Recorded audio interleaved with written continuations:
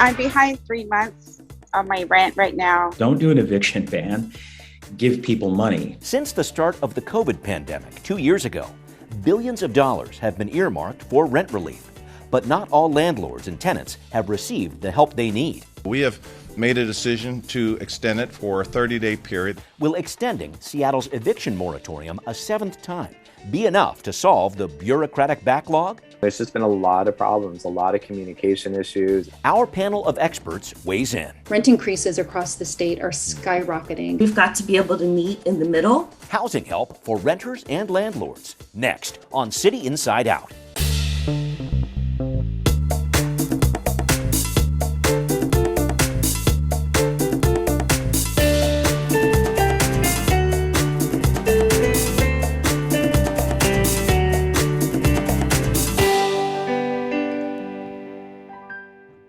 Welcome to this edition of City Inside Out. I'm your host, Brian Callanan. Mayor Bruce Harrell, barely 1 week after being sworn in, has made the decision to extend Seattle's eviction moratorium for a seventh time. The 30-day extension is welcome news for tenants who are months behind on their rent, and a source of criticism for some landlords as they struggle to pay mortgages on their properties. But this month-long reprieve also means the clock is still ticking for a county rental assistance program still having trouble distributing money, and for landlords and tenants under a mountain of rental debt that isn't going away. We want to see the effectiveness. We want to make sure that we're keeping people housed that should be housed. Mayor Bruce Harrell's first major policy decision to extend Seattle's eviction moratorium a seventh time by another 30 days is welcome news for renters like Juanita Spotted Elk. It's been one of the hardest times in my life. Juanita, a Northern Cheyenne tribal member and a domestic violence survivor, lives on disability payments with 2 adult children and is 3 months behind on rent.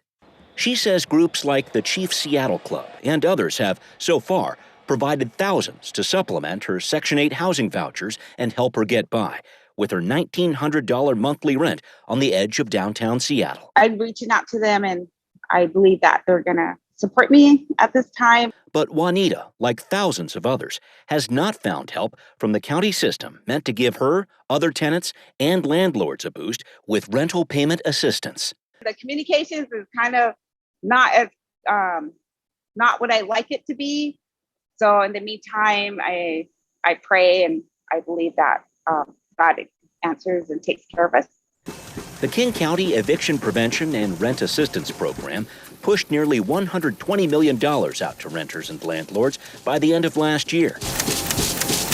But recent census figures for the Seattle metro area show, while more than 73,000 people have applied for and received rental assistance, nearly 60,000 people say they've applied and are still waiting for a response, like Juanita. I know it can be scary. Nobody wants to be homeless. And nobody wants to be left holding the bill on unpaid rent, says landlord advocate Roger Valdez of Smart Growth Seattle. Managing and operating rental housing is a marginal business. It's not run by guys with tasseled loafers and driving convertibles. Valdez is also critical of the county's money distribution system. He says 3 out of 4 landlords in our region have seen negative growth during the pandemic. What we've seen is a tremendous failure of government here. Valdez says the mayor's extension of the eviction ban probably won't have that much of an impact, with the city council passing a wintertime eviction ban and a bill in 2020 preventing evictions for 6 months after the end of the declared pandemic emergency, among other renter protections. Valdez says, rather than talking about eviction bans, local leaders need to focus on distributing aid more quickly. Give people money, give people cash, immediate cash for rent. And it took them until December of 2020 to do it. And here we are in 2022, and the money is still caught up in bureaucracy. One new twist to focus on in 2022, a new state law that provides free legal help to low-income people at risk of eviction. Valdez says that law, along with more financial help, should mean no one has to go through the eviction process for the foreseeable future. If they can motivate on getting the relief out, this shouldn't happen to anybody in the state of Washington for the next year.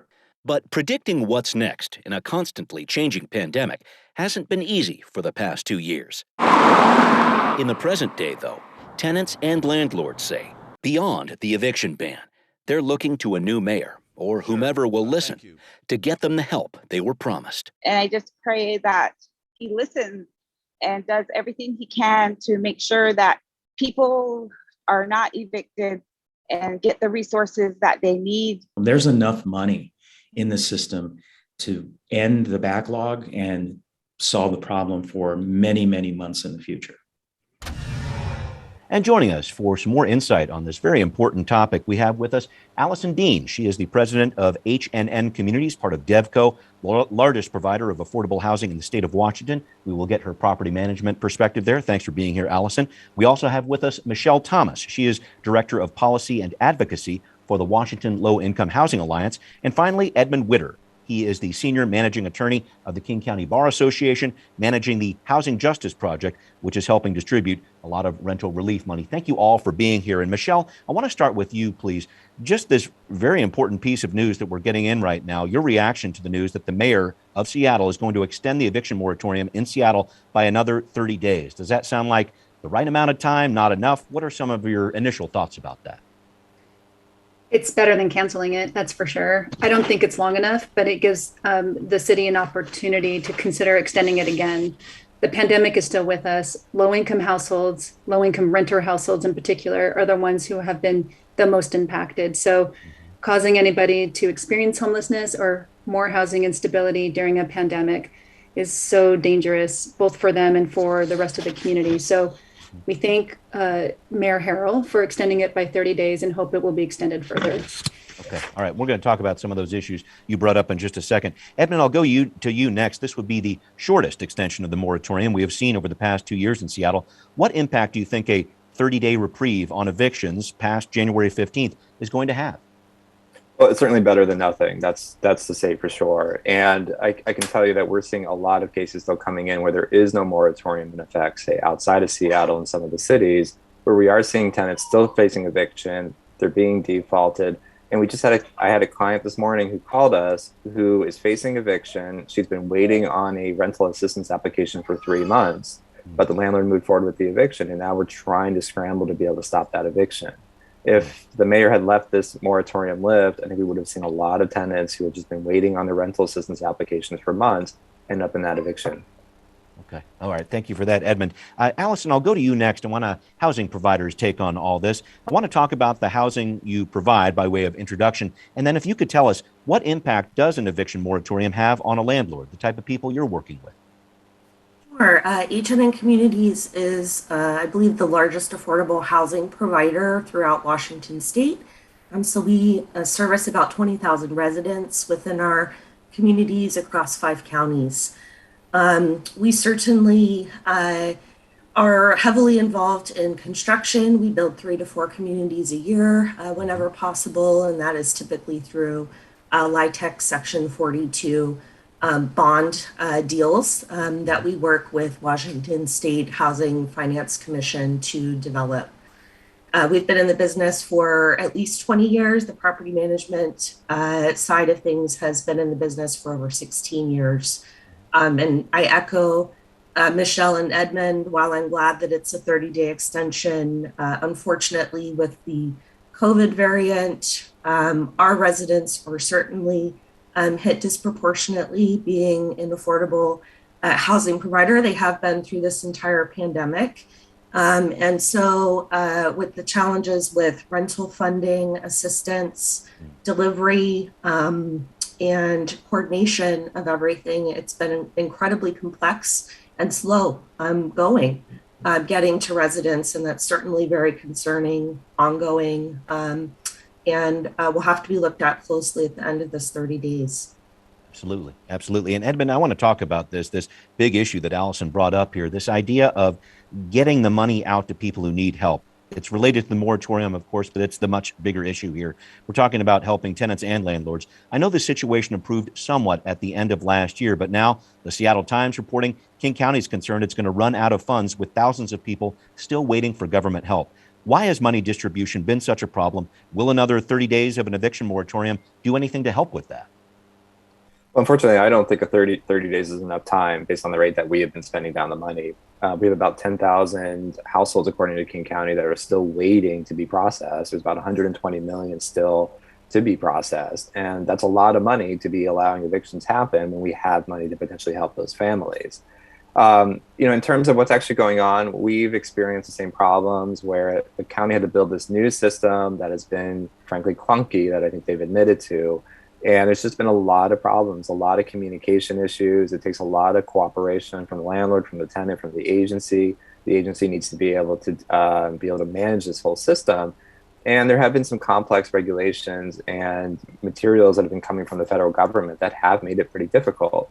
That said, there have been some counties that have been a lot better at being able to distribute the money. And so there has been some, at least a sense that maybe King County could be doing a better job at it. But it doesn't really take away from the fact that we always knew this was going to take a long time to be able to process. It doesn't really make sense from my perspective to allow people to be evicted when they're just waiting for that money to come through.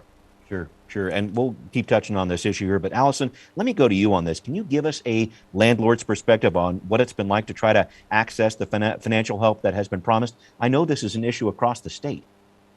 It is. But Edmund's right. There are some counties that have been really proactive and cooperative, and I think have used the tools and the resources that they have effectively in order to move money quickly, which is what the reality of the situation is in terms of need for residents. And King County, as Edmund mentioned, decided to build a database, launched that fairly quickly into the process without a lot of vetting, and they've admitted to that too. And so that really has thrown a delay in, people being able to process administratively, and then also the complication of trying to make sure that residents are aware of the funding, get them through the paperwork process. We have many residents who do not speak English as a first language. So there are some real complications here in addition to that unfortunate administrative database issue that have delayed people receiving this funding. Okay. Thank you for that. And Michele, I know this seemed to be, definitely is a problem that has impacted the low-income families you work with the most. You mentioned that at the top of the show. I just wanted to get a better feel on what you are hearing from your clients about what it's been like trying to get help from the county's eviction prevention and rental assistance program. And maybe, if you could, some ideas on how to change that situation, if you have any. The state legislature appropriated over $1 billion for rental assistance. That is an historic appropriation for any program. So nobody should have had any illusions that it would take time to get into the system and into landlords' pockets. What we need while we're waiting for the money to get distributed is the protections like the eviction moratoriums. And as Ed said, only Seattle still has that protection. No place else in Washington is there a moratorium. Right. And so people are waiting in other counties as well to get their money, to get that rental assistance, and they're still being evicted. So one thing we're really concerned about is this really significant wave of tenants statewide who are leaving their rental homes and are leaving a lot of debt behind them. And they have no mechanism, the state has no mechanism to help those tenants pay off that debt and to get those landlords paid, because the rental assistance is designed to save your housing so that you can keep a roof over your head. And because the moratoriums statewide were lifted too early, those timelines did not work. And so we have many tenants leaving their homes. There's other reasons tenants are leaving their homes as well. Rent increases across the state are skyrocketing, and tenants are being forced out of their homes. They're doubling up with relatives when they can, but the increase in unsheltered homelessness that everybody has been witnessing across the state is due to many reasons, including the massive rent gouging that's going on across the state. So what happens if a tenant gets a massive rent increase and then also has arrears, vacates, has this massive debt behind them, there's no source to help them pay it off. They have significant barriers to future housing. Many landlords will deny tenancy if a tenant owes a previous landlord any debt. So Okay. that is a huge problem. Additionally, there's still a lot of tenants who are behind in rent, hundreds of thousands of people in the state. Okay. All right. Thank you very much for breaking that down there. I feel like I should go to you, Alison, to talk about this a little bit. I hear things like rent gouging, whatever else. I feel like I should get a property management perspective on this. We've heard this a lot, and inflation and rents happening around our city here, around the state as well. Your thoughts about that when you hear something about what Alison's talking about there? Sure. I think there's a wide spectrum of the way that people operate in industries. That goes for every industry. And so while some landlords may need to responsibly discuss increases and what a percentage would look like that would not have such an extreme impact on their residents because they haven't been able to do that for several years and they are a business, so that's understandable. There are also the factors of the situation with this funding too, where there's criteria involved with that funding. And so I can see, where let's put a cap on what that rent increase would look like if you were administering an increase and ensure that it's a more responsible percentage. We've got to be able to meet in the middle a bit here for everyone's sake. Landlords are also in a precarious position in some situations too. And I think there are additional measures that could be put into place that would help everyone in the situation. Okay, thank you very much for that. Edmund, I want to go back to you for a question about a law that recently went into effect here in Washington, first of its kind in the country. So now people who are of low income can get free legal counsel if they get taken to eviction court, which sounds like a good benefit for tenants, but I know involving the courts can get a little tricky. And I say that because there are some cases where people need rental help, but I know there are different pots of money involved and they can't access that money until they actually get an eviction notice. So I just wanted to get your take on this. Are we going to see the courts get more involved with this? What's going to happen to our eviction numbers, do you think, when the Seattle moratorium expires? That's a good question, Brian. And I also thought you might hear my infant son in the other room, by the way, so I apologize for that. But yeah, I hope the courts do get more involved and realize the role in all of this. We don't even have a specialized housing court here in this state, despite the fact that housing is one of the #1 social political issues here. And I think the courts really do need to adjust to that. I mean, evictions are a social problem that unfortunately we put through a legal framework. And what we do with Right to Counsel a lot of times is help those tenants who are trying to access those programs to be able to make sure they get those resources so that they can stay housed. Most evictions happen for a month or less in rent. In Seattle, it's about $1,200 on average from what we see, at least pre-pandemic. And these are easily solvable problems. But you have often a judiciary or a court system that really doesn't understand that social problem element, doesn't understand social services, doesn't understand their role in all of that. And I think the courts do need to actually realize they have a role in that and be able to sort of maybe rethink how we actually do this so that we don't make so many people lose their homes that way, because it takes very few people to get evicted, to become homeless, to have that huge impact on the homeless population and our housing crisis. Right. Thank you for that. Michele, let me go to you on this one because the statistics, I should say, show a lot of people don't even show up for their eviction court date. We have a system that is seriously backlogged by the pandemic, our courts there. How do you think this new law, this whole idea of offering free legal counsel, this piece of it, how's that going to impact your clients in this whole situation? Mm-hmm. Yeah, I mean, if tenants get to that point where the landlord has filed the eviction and they need to defend themselves, it's going to be a game changer. Before Right to Counsel existed, the vast majority of tenants who showed up in court did not have representation, whereas the vast majority of landlords did. So this is a game changer in helping tenants navigate the complicated court process and eviction process. We have improved tenant protections over the past couple of years. There's still a lot more work to do, but the improvements we've made can only really be utilized if you have a skilled attorney by your side. However, there are a lot of tenants who don't get to that point. As you say, tenants are not showing up for hearings or not answering their paperwork. And that's because of a failure of the system and a lack of resources. One of the Housing Alliance's big budget asks this year is actually for an additional $2 million for pre-eviction civil legal aid so that tenants can quickly learn about their rights and understand how to answer that legal paperwork as soon as they get it so they don't lose by default. Thank you. And we're going to talk about some of those state issues in just a little bit, but thank you for bringing that up there. Alison, let me go back to you. I know that the eviction process is very complex. We always hear it's a situation that neither housing providers nor tenants want to be in, but the stats from Seattle show those evictions are definitely still happening around our area. We've heard some concerns from Leo Floor. He's the director of King County's Department of Community and Health Services. He says the number of households at risk of eviction because of COVID is about to increase substantially. Do you see our region approaching some kind of cliff when it comes to evictions? What's your take? I don't know that I see us reaching a cliff, but I think we are at a crisis point because, as Michele mentioned, a lot of these timelines and appropriate resources don't line up the way that they need to for residents. There are mechanisms that we've chosen as a landlord to participate in. Mediation is one of them. That's huge, obviously, for everyone. We will do that with any resident. We will set up a payment plan with any resident.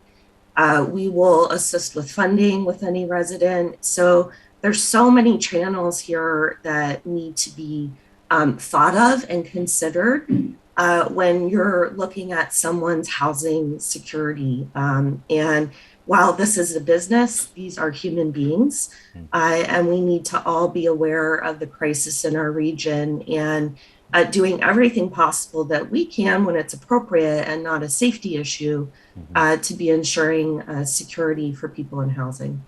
Thank you for that. Alison, let me stick with you here because I want to talk about some of these issues that Michele was just bringing up in terms of what's happening at the state level as we look bigger picture here. A lot of talk about housing affordability in the state legislature as they begin their session this week. I want to talk about what you might be advocating for. We heard the governor last month talking about a big push for affordable housing in our area, talking about shelter, a lot of other things too to try to prevent evictions here. Your thoughts about what you're trying to advocate for in the state legislature this year? Sure, there's a number of things. I think first and foremost, before the pandemic, there was a need for rental assistance for residents in need. That doesn't change. We need to consider both the short-term and the long-term possibilities for that. I think we could consider creating something like multifamily tax aid, where there's property tax exemption for housing providers who work within the certain rent below market rate to maintain quality, affordable housing. We need to build public and private partnerships. I have said this before the pandemic. I continue to say it now.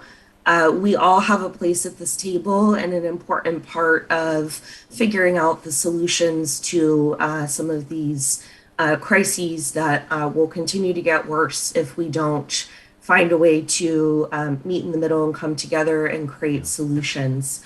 Increasing the Washington Housing Trust Fund, supporting housing, local housing levies. Those are just a number of items that we would really be advocating for as a large affordable housing provider.